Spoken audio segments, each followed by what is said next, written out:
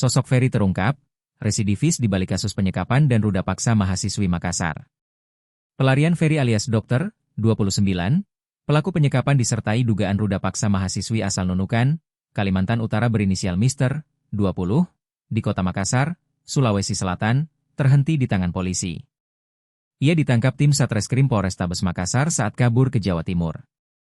Penangkapan dokter berlangsung saat dirinya baru saja keluar dari kapal di Pelabuhan Tanjung Perak, Surabaya, Sabtu, 16 Mei 2026.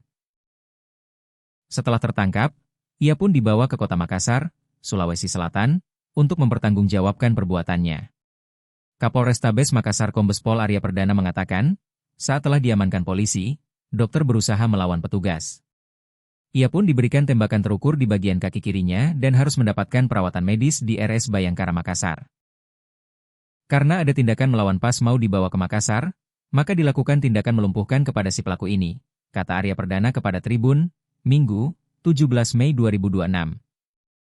Arya mengungkapkan, pelaku bukanlah orang pertama kali berbuat kejahatan. Dalam catatan kepolisian, kata dia, dokter sudah pernah terlibat aksi pencurian motor di Kabupaten Takalar. Bahkan, saat hendak tiba di Surabaya, penipuan dengan menawarkan lowongan kerja palsu telah ia buat di akun sosial medianya. Modus yang sama hingga ia tega melancarkan aksinya bejatnya terhadap Mr. 20. Pelaku pernah melakukan curanmor di Takalar dan sudah membuka lowongan lagi melalui FB di Surabaya. Tapi untungnya tadi malam sudah tertangkap, bebernya. Dijelaskan Arya, awal kejadian yang dialami Mr. bermula saat pelaku dokter membuka lowongan kerja sebagai babysitter di laman Facebook. Di saat yang sama, korban yang sedang kuliah di salah satu kampus swasta di kota Makassar, mencari pekerjaan sampingan. Korban pun mendaftarkan diri sesuai petunjuk yang disertakan pelaku. Korban membaca di Facebook lalu tertarik, disuruhlah datang ke rumah, yang disewa, pelaku ini, sebutnya. Dokter pun meminta korban untuk menjadi asisten rumah tangga, ART, lebih dahulu sembari menunggu panggilan sebagai babysitter.